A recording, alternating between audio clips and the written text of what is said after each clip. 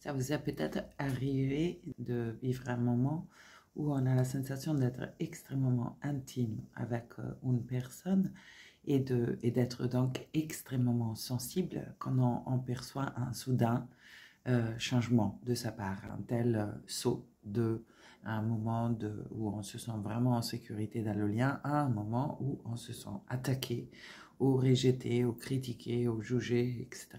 L'intensité émotionnelle que ça peut déclencher souvent dans ces passages soudains nous parle d'une activation d'une mémoire, d'une blessure ancienne. Ce n'est pas autant la phrase que l'autre est en train de dire, mais l'endroit où ça va à toucher à l'intérieur de nous.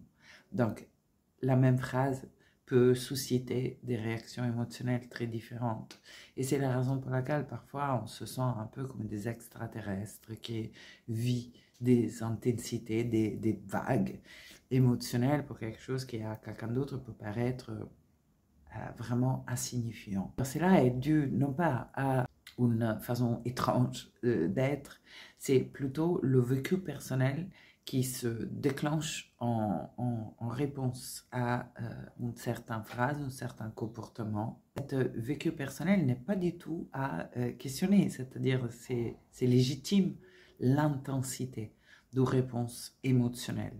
La réponse émotionnelle, ce n'est pas le comportement réactif. On peut être traversé par une intensité à niveau des émotions sans forcément la traduire dans un comportement de contre-attaque quelconque.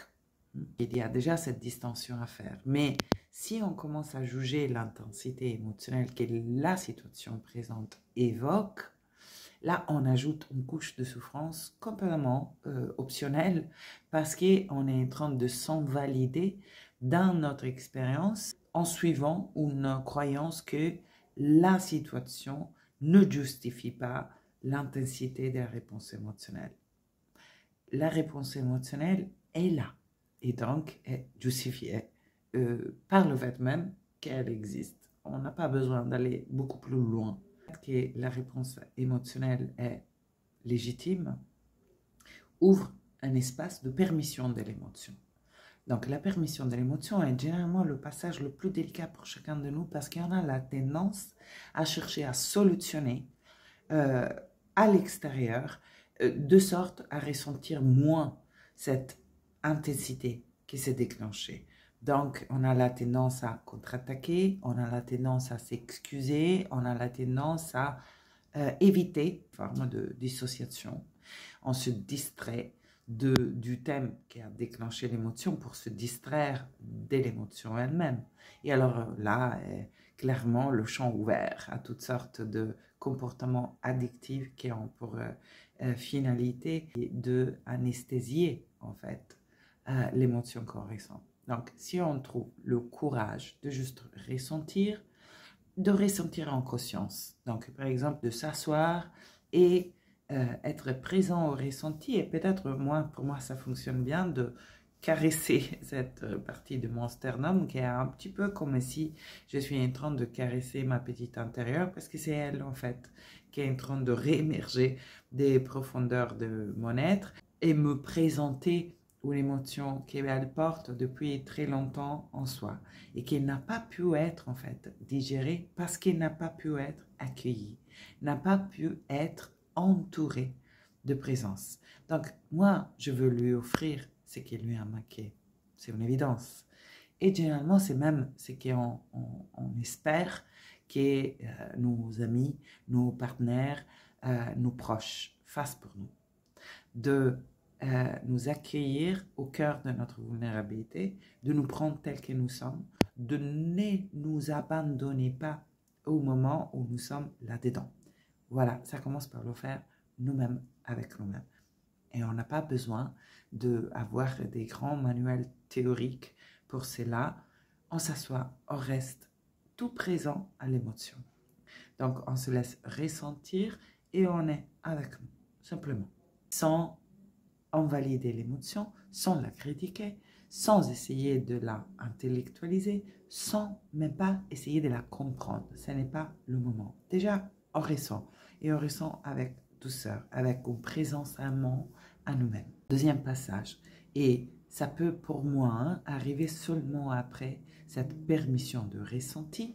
On peut aller avoir, comme je suis en train d'interpréter la situation actuelle, quelle pensée en fait je suis en train de croire par rapport à ce qui se passe. Parce que soit dans notre passé, soit aujourd'hui, dans les répétitions en boucle de cette souffrance qui se renouvelle et qu'on ressent un petit peu et jamais jusqu'au bout, et donc elle a besoin de se reproposer par la suite, à l'origine de cette souffrance, il y a une pensée. Il y a quelque chose que je me suis dit par rapport à ce qui s'est passé et que j'ai cru vrai. Si j'arrive à identifier qu'est-ce que je suis en train de croire vrai qui déclenche cette souffrance, parce que cette souffrance n'est pas déclenchée par ce qui se passe, mais parce que je me dis à mon insu par rapport à ce qui se passe, si je peux identifier cette pensée, alors je peux commencer à la remettre en question.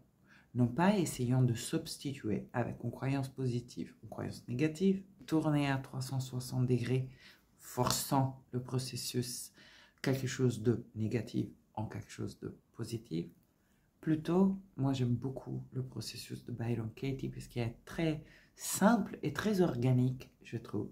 On ne force pas une nouvelle vérité, on se met tout juste dans un état de quiétude qui permet l'écoute d'une vérité un peu plus profonde, qui est l'interprétation que notre petit d'hier a formulée par rapport à un événement qui résonne avec ce qui se répète dans le présent.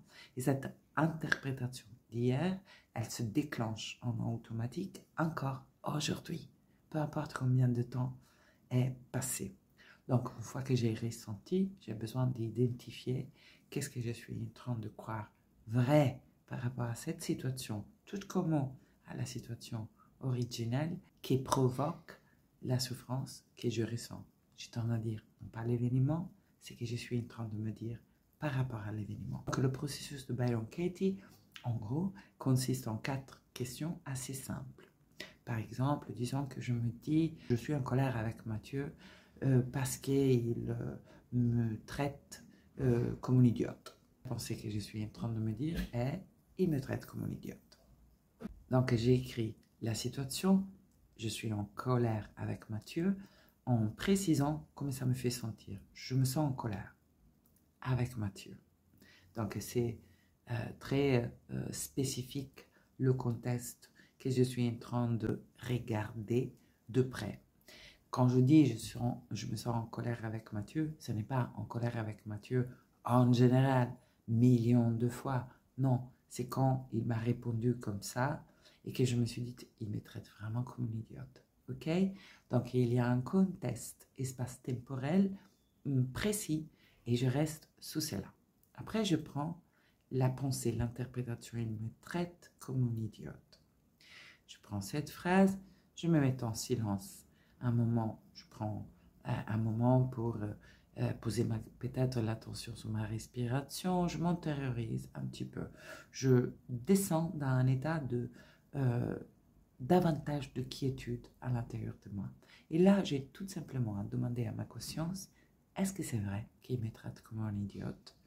Et je me mets en écoute de la réponse qui surgit. Donc, elle ne surgit pas de là. Elle surgit d'un niveau là où c'est un peu plus calme en moi. Là, je me suis en train de rapprocher à la sagesse en moi. La réponse, elle peut être juste oh oui, oh non. Pas d'argumentation. Oh, il y a un oui à l'intérieur de moi. Oh, il y a un non. Disons qu'il y a un oui. Je vais me poser la deuxième question du travail de Byron Katie. La deuxième est, est-ce que je peux être au 100% sûr qu'il me traite comme un idiote? Est-ce que j'ai les moyens de m'éprouver qu'il est en train de me traiter comme un idiote, qu'il me prend pour une idiote? Et à nouveau, la réponse est oui ou est non. Et elle surgit de cet endroit de silence à l'intérieur de moi. Troisième question. Qui je deviens quand je crois cette pensée?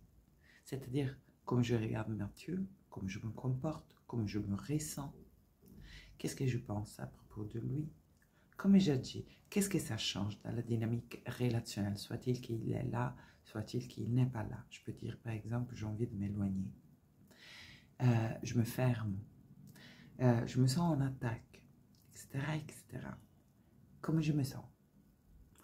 En colère. Je me sens humiliée. Je me sens vraiment triste. J'ai de la honte. Je me sens toujours pas assez, etc., etc. Troisième question.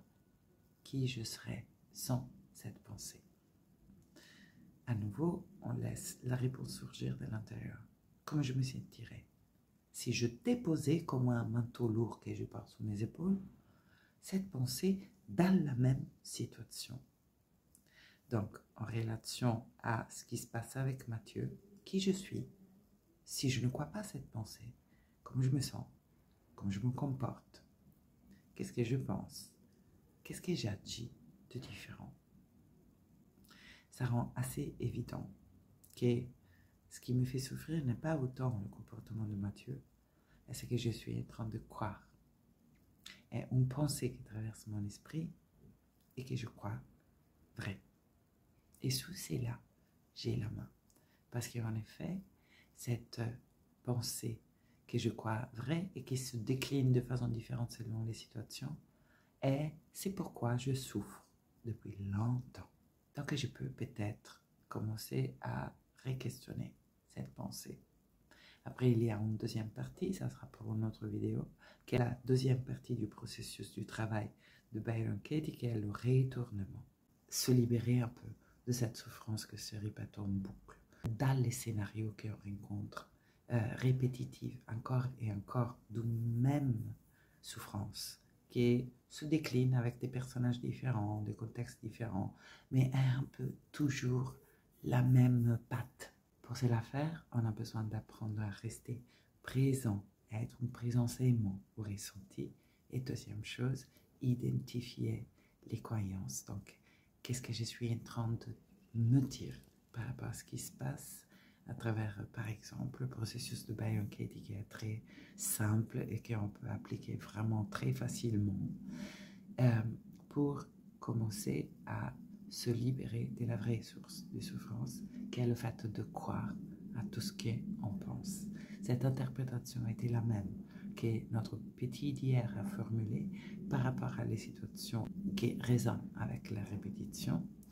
Il a formulé des interprétations qui lui ont permis de traverser la situation, mais aujourd'hui, ces interprétations ne nous servent pas du tout. Au contraire, sont à l'origine d'une souffrance qui se répète pour commencer à s'alléger un peu du bagage qu'on porte avec nous depuis le passé et qui nous met face en fait à la répétition d'un même scénario douloureux encore et encore et encore, et on quitte une relation et on se retrouve à nouveau dans la même répétition et on quitte des amis, on quitte un poste de travail, mais en fait on amène notre histoire pas digérée avec nous.